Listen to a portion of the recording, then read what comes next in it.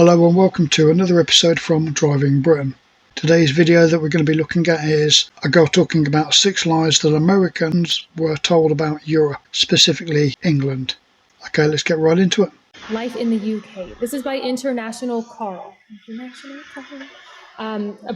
Please pardon me if I have to wipe away tears from my eyes throughout this video. I just got done researching a little bit about how, yes, there is gun and ammo sold in some pharmacies in the US. What? That is apparently a thing. Whoa. You can buy ammo from a pharmacy. We can't even buy 2 packets of paracetamol. Well, no, you can buy 2, you just can't buy more than 2. And you can stock up for a few mags of rounds for your rifle. Well, that's a bit different. And I hate it. It's mostly like in southern states, it looks like, as far as I can tell so far. Yeah, that makes sense. Very interesting. But that's not what we're talking about in this video. Let's go ahead and get into this one. Let's do this. Hey everybody, welcome back. I'm so sorry. Also, make sure to like and subscribe to the video if you enjoy this journey or the content that we're making on this channel. Also, her channel is Hail Heidi. Anyway, so sorry. Let's continue. International Carl doing another video for you. If this is your first time to my channel, please right now stop and hit the like button. Consider subscribing, and as always, hit me in the comments. I hope with all these requests for subscribing, you've subscribed to our channel. Know that I'm always active in Go the support. comment section. Now, this video, we're going to talk about a couple lies that the United States pushes into us as Americans growing up. And let's talk about it right now. Let's get to it right now. Lie number 1. This one is a funny one to me because in the United States, it's always, I don't care if you're a Democrat, I don't care if you're Republican, I don't care if you're independent, I don't care where you're at on the political spectrum. You're always going to have a politician telling you that they hate our freedoms, our freedom of religion, our freedom of speech, our freedom to vote and assemble and disagree with each other. Is this a real thing? 6 lies America is told about England or the UK. That we hate your freedoms. You've got no more freedoms or any less freedoms than what we have you? They hate our freedoms, our freedom of religion, our freedom of speech, our freedom to vote and assemble and disagree with each other. Maybe I'm not understanding. That's right. They hate us for our freedoms. Can you believe that? As if nowhere else in the world has any freedom. Is that a real thing? Europe. You know, in Europe they act like if you come to Europe, there's just no freedoms. What freedoms do I not have here in Europe? Yeah, that's honestly, at least what I remember in school when I was very young. That's why we left, Europe. That's why. Well, you ended up not wanting the monarchy. Yeah, how did that work out for you? You ended up with presidents. That's been working out well for you. But I can't laugh because have you seen the state of our politicians? Especially our very varied and fast-moving selection of prime ministers. We're really not one to criticise. I mean, I'm not criticising anyway. I don't know which is best, whether a president's best or our system. To be honest, I think they're both a bit useless, but that's just me. As for these freedoms, are you genuinely told that in Europe or in the UK that we don't have freedoms, that we're, I don't know, what, like Russia? Well, Russia's probably not even like what we're all told this about Russia, aren't we? So maybe they're not like it either. Maybe it really is just North Korea, assuming that North Korea are like it and we're not just told it about there as well. This could be a bit of like one of them Russian dolls where you keep it opening it and getting a smaller one. What's the proper name for the Russian eggs, the Russian dolls? Somebody put it in the comments. I really can't believe that you are told in the US that we don't have any freedoms, or that we think that, I don't know, maybe I'm just misunderstanding this because that seems really, really bizarre to me. Why we left and we created the United States was for our freedoms. They tell us. I cannot believe that. Okay. That was our president of the United States. Yeah, I'm looking at this and it sounds unbelievable and it sounds really, really stupid to me. But I'm looking at their faces and I can see that they obviously think that it's a bit mad as well. Maybe it's because we're now all connected through the internet and stuff. We all know that it's ridiculous. But back in the day, Well, you would have believed it. We all believe it about Russia, and Russia probably say that about us. You know, there was a video that I saw recently, and it was someone that had come from one of the other countries, I don't know, Russia, Poland, something like that. And when they got into a supermarket, they broke down crying because they couldn't believe how free and easy it was, and everybody affording food and stuff, because they had been told and indoctrinated the whole of their lives to believe that the West had nothing and that nobody had food and it was all pure poverty. And it just turned out to be one big lie, and they was devastated by being lied to for their entire lives. You know, they were a pensioner. At least we're young enough to not be that impacted by it, I guess. Saying that they hate us for our freedoms. That's very interesting. You know, as these are Western democracies with Western values and culture that has been exported to the United States. And we do have a lot of security cameras. I'm not saying one is better than the other, but freedom, except bread, that we can say is better in Europe. Anyway, exists here.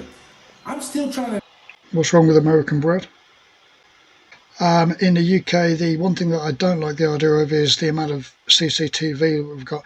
Even in the supermarkets with the self-checkouts, even they take a picture of you nowadays. You have freedom of speech. What you do have is freedom of expression. Slight different tweak, but let's give you an example. In America, you can be as racist as you want to somebody. You can walk up to me, walk up to any black person and say the N-word all day long if you want. Find your freedoms based on your ability to call somebody an N-word or call some Asian American. Yeah, I think that there is a difference in the terminology between your right to free speech and freedom of expression, I guess. But what it really comes down to is that most people in the UK would never push it beyond the boundary of what's contained within the freedom of expression. So yeah, we might be able to say whatever, you know, in the US you might be able to say whatever you like to whoever you want, however you want, and in whatever way you want. But generally speaking, people in the UK probably wouldn't express themselves like that to other people anyway. I'm not saying that people in the US do. You know, I just know that you have the right to do it, whereas technically I guess we wouldn't have the right to go that far. But people wouldn't really do it anyway, so I don't know that we ever come up against that boundary. In some type of offensive word, by all means, you can have that freedom. I don't need that freedom. Right. Do we really need that? Is that the freedom we want? Yeah, that's fair. Freedom for guns. Ooh, guns. They want to take your guns. Well, we have guns. Quite a lot of people in the UK have guns. I know there's this big myth about there being no guns in the UK, but there's a lot of gun clubs in the UK. It's only £250 a year for your fees, pay for your own ammo. You can have weapons at home as well if you want. Any type of weapon, from a handgun through to a rifle. You know, there's strict rules about it. You have to apply for a license, and you can only own up to 6 weapons because you have 6 spaces on your license to register each type of weapon.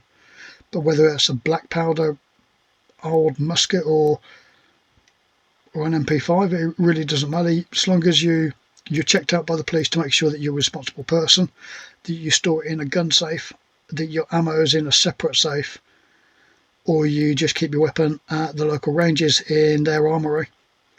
You can transport your weapon between your home and the ranges. Other than that, you're not really allowed. You're obviously not allowed to just go around the streets with it.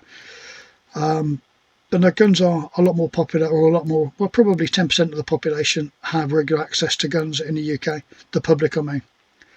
But it's you don't really advertise that you've got access to them, because then you might get somebody to kick your door down one in to get hold of your guns. But I think that realistically most people that probably have guns and go to the ranges would probably just leave them at the ranges, because you can only use them at the ranges, so there's no point. Yeah, a lot of the ranges in the UK are indoor ranges. There are outdoor ranges, 300, 600 metre ranges, but most people will be using the weapons on an indoor range because of the weather. And the outdoor ranges, you've got a lot of gun clubs and not a lot of outdoor ranges, so that it means that it's not always easy to get a day on there. So most people on average would use the weapon on an indoor range. And if they're going to do that, then they may as well leave the weapons at that range. Oh, let's see. Here in the UK, can you have guns? Farmers as well. Farmers have shotguns. It's easy to get a shotgun license for a farm. In fact, you can even, if you've got enough land so that you're not going to interfere with people, you're allowed to fire your weapons, no matter what type of weapon, on your land if you're sighting the weapon in. You could stretch the rules by suggesting that you're very bad at sighting your weapon in, so it took you 500 rounds to sight it in. If you wanted a day out shooting on if you've got a big farm or something, but I don't think it's. I think it's just more of a misnomer about the UK. Can you have a rifle? Yes. Can you have a handgun? Yes. Number 2, social housing is a bad thing. It's something that you're supposed to segregate from the rest of the population. So, for example, in America, especially in LA where I'm from, or Southern California where I'm from, social housing, Section 8. Well, that's usually in a separate side of the city, not being seen. I don't even know where it's at, because where I grew up was nothing but beautiful homes. So is he saying that your equivalent of, I mean, our social housing, I guess, is council housing provided by the state, by the government? So he's saying that they would be in separate areas in the US. They're kept away from, the private houses. Well, in the UK, it's not like that. You have council estates, so that a lot of the houses on that estate might have previously at least been council owned, but you can buy the houses from the council. So a lot of houses on council estates are privately owned. Plus, if you are on benefits, so that you're having a housing benefit, the government's paying for your rent sort of thing, then you can choose to live wherever you want. It can be a private landlord house in any location you like within the UK, within the guidelines of that city sort of thing. You can't go in. We've got rights to different islands from that's part of the UK. You obviously can't move to one of those islands and have the rent paid in the same way. Each one's got their own rules. But in England, Ireland, Scotland, Wales, then you can just live wherever you like, and the council will pay your rent up to the amount that you would get under the guidelines for the government. Social housing, but guess what? You can partially own that house. So that way you can be on the track. So you can buy 10% of the home, 20% of the home, 50% of the home, and try to... Yeah, you buy it directly from the council, the government. But say if you choose to buy, say, 50% of your home, then it basically means that you're going to get a mortgage for half the value of the house. So your monthly payments for that mortgage is going to be half the amount towards, versus if you try to take out a mortgage on the entire property, paying 100%. So it makes it so that it's more manageable. But it also means that you'd then be paying the mortgage for twice the amount of time, because you're basically paying lower amounts for a longer period. But you can just own just the half.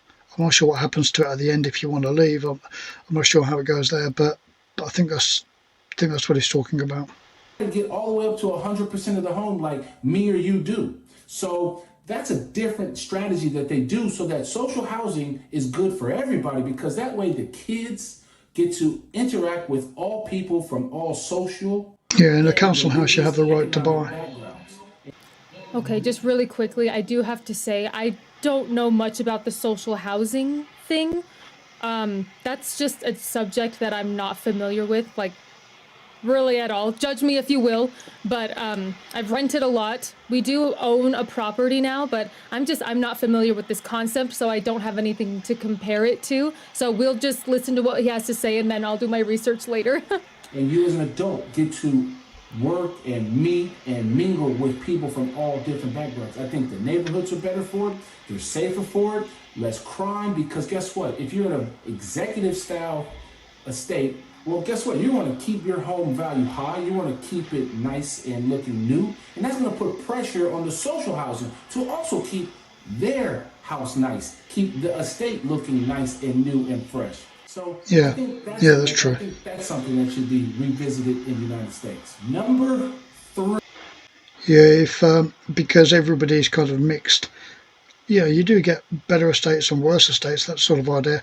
But because everybody generally is a little bit more mixed, you get private houses and council houses intermingled with each other, then it does cause people to act a little bit nicer in some areas, rather than if you're living in a horrible area, it's easy to take on the ways of a horrible sort of area.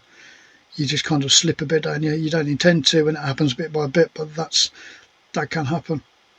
Whereas if you're in a slightly nicer area, then it does tend to bring out the better in a person.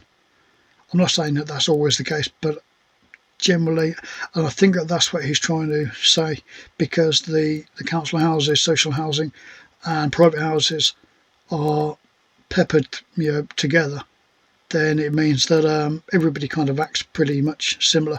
So your financial background or your upbringing or how you used to be up until you kind of start to become an adult, get a house and that sort of stuff, that they tend to get flattened out a little bit more. Well, that's the idea behind it originally, I think.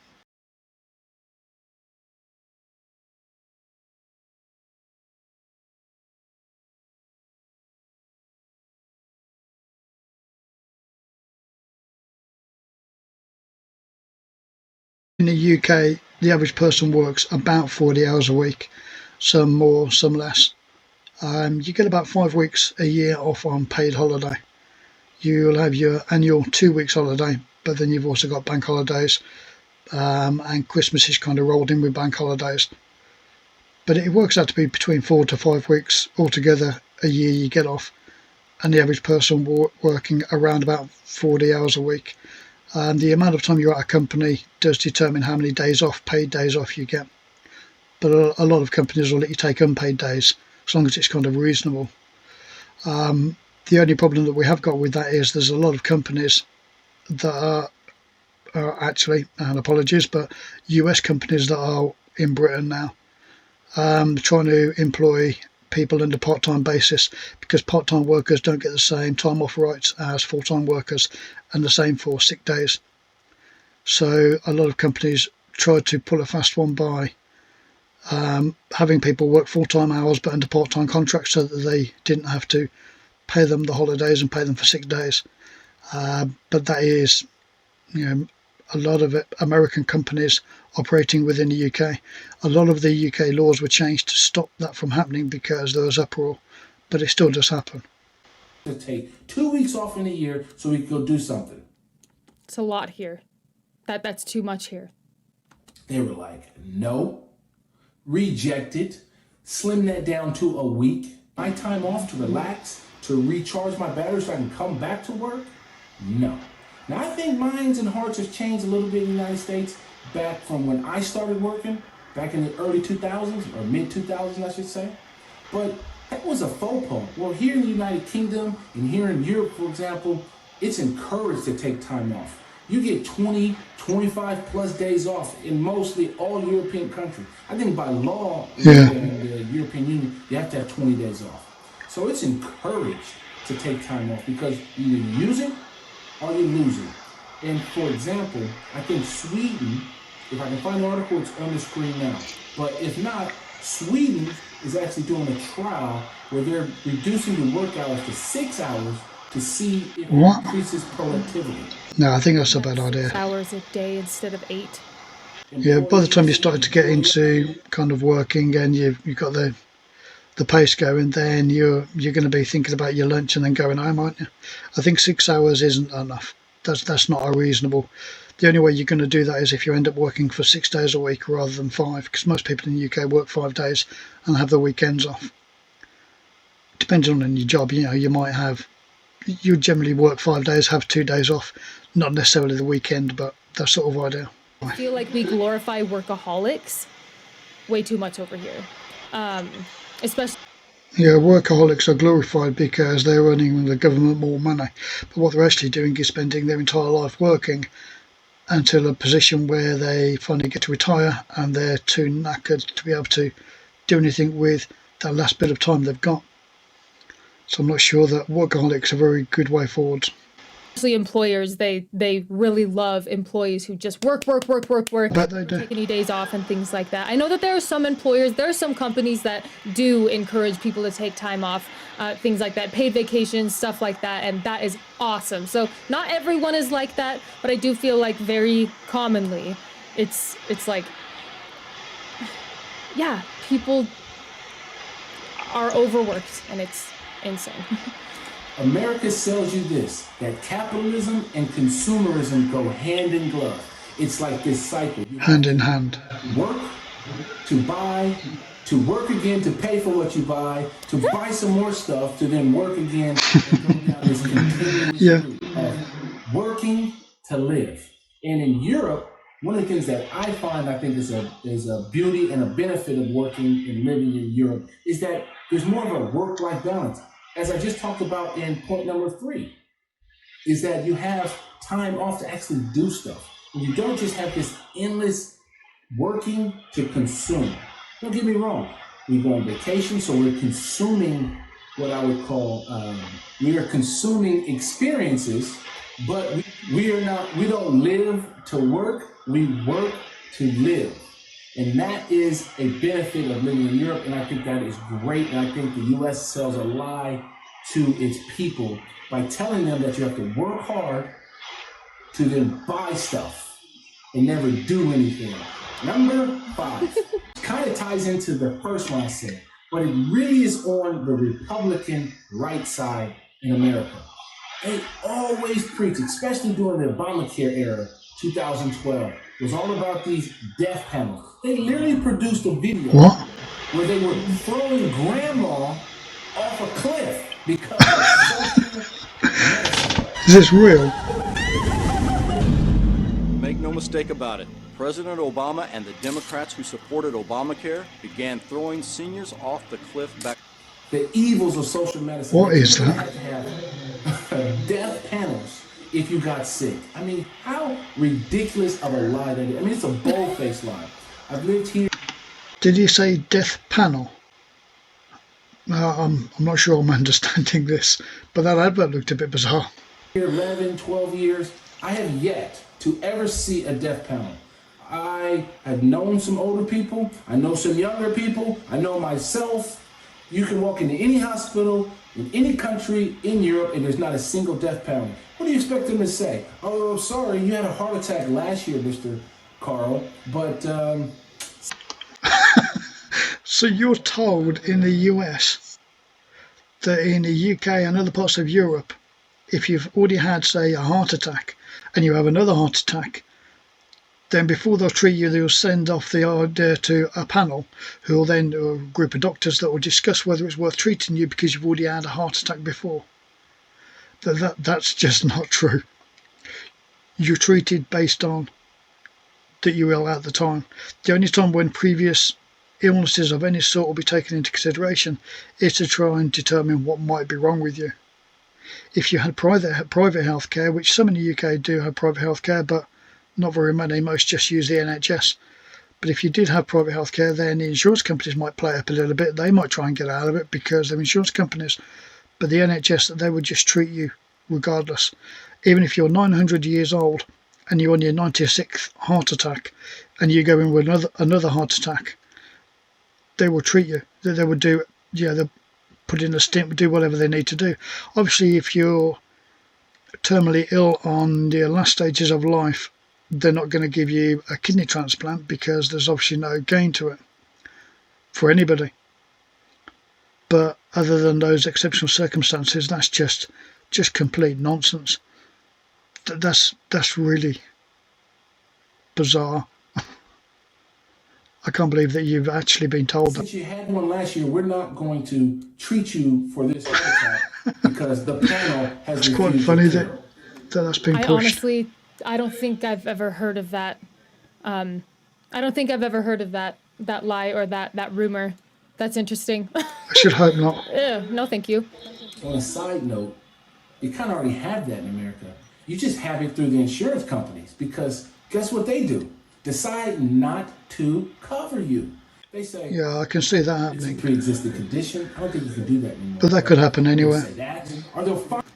Really quickly, they can raise your payments every month, or they can adjust your insurance plan if you have a pre-existing condition. You know, they ask you. Actually, this week is me and my husband are looking for new insurance. It's that time of year, or however often they do it, where you can change your insurance coverage.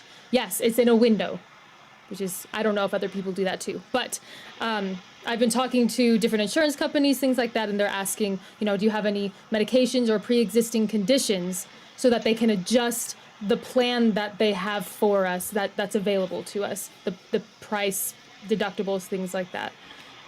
So it definitely still affects it, but maybe you're not allowed to choose whether to cover something as an insurance company for a pre-existing. I'm not sure how that works, but it's still.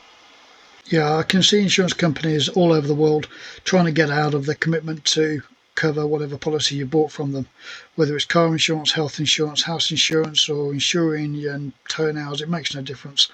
If an insurance company can get out of paying, they're gonna. If they can get away with putting up the prices, they're gonna. If they can make it so that you have to pay half the cost of the bill as part of the clause with your policy, then they're going to do it.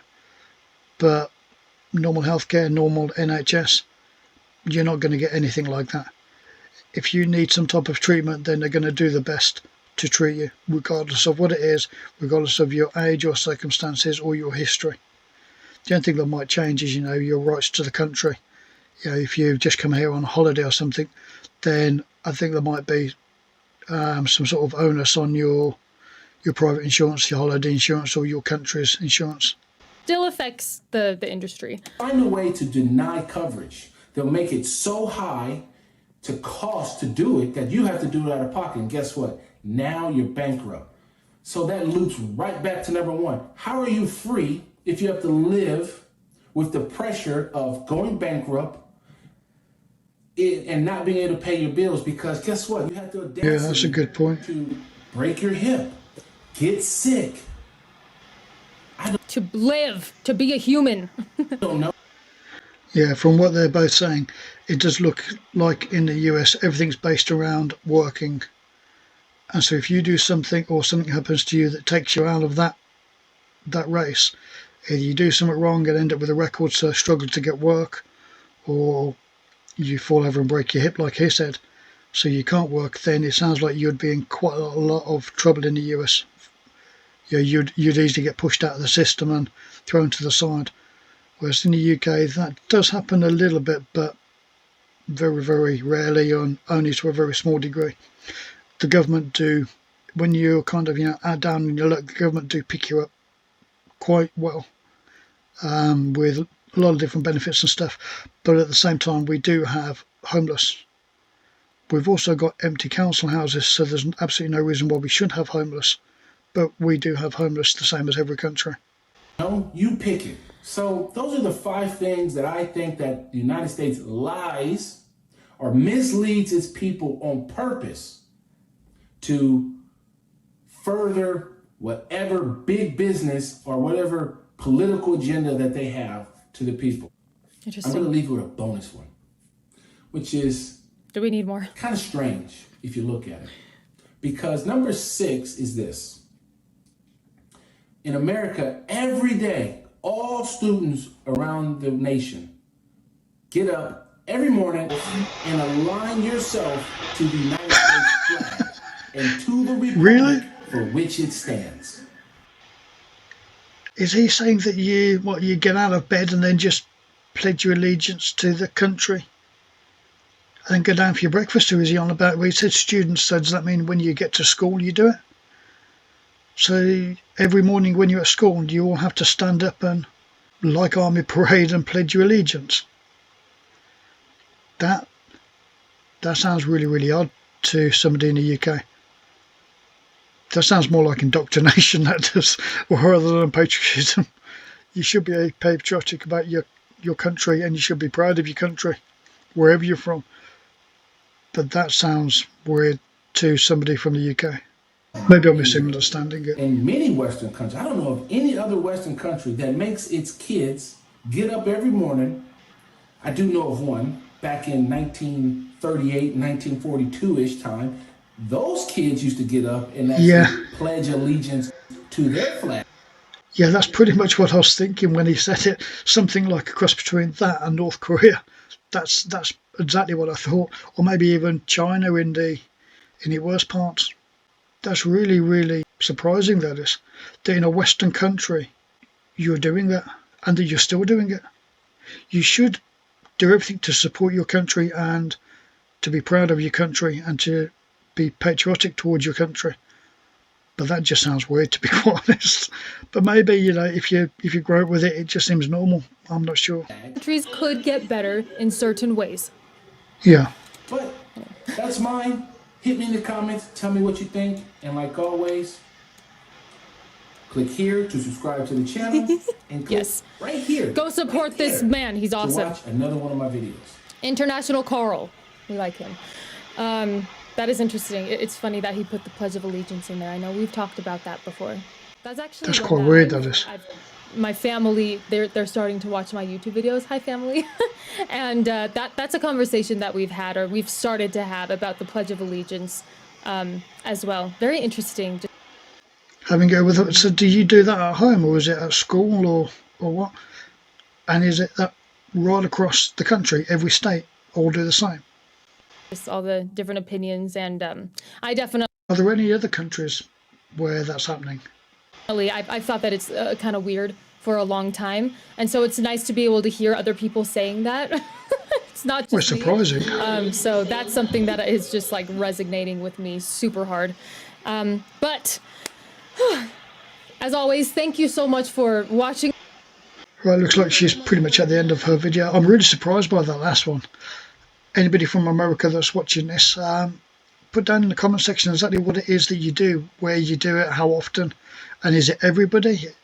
Yeah, we at school, we're set into groups, like each year, or well, the whole school is set into, the school I went to, the senior school, it was set into 4 groups, like Hogwarts, except ours was area names, like Lincoln, Leicester, Birmingham, London, that type of idea. So the school split into 4, and each morning for 4 of the 5 days of the week, one particular group would have what we call assembly, which is everywhere, all kind of turn up in one big room, the main hall. So it'll be in London one day, Birmingham the next day, or it's not those names, I'm just making them up randomly, but that sort of idea, just 4 groups. You'd be given information about what was going on, things like that. Previously then, schools sometimes would have done hymns or something like that, but because even though schools are still Christian schools technically, it's not really taught or preached or anything like that. It hasn't been for a long time, so it means that wouldn't be done. So assembly is really just a time for giving out any information or moaning about kids that's been playing up on the way home and been caught or something like that. But you wouldn't have anything different to that, and I'm assuming that must be the type of time when you would do that.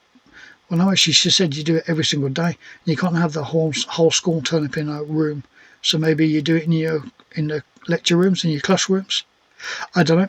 Put it in the comments if you think that there's something that's wrong in the video, or something that we've missed, or that I need to think about. Then put it into the comment section.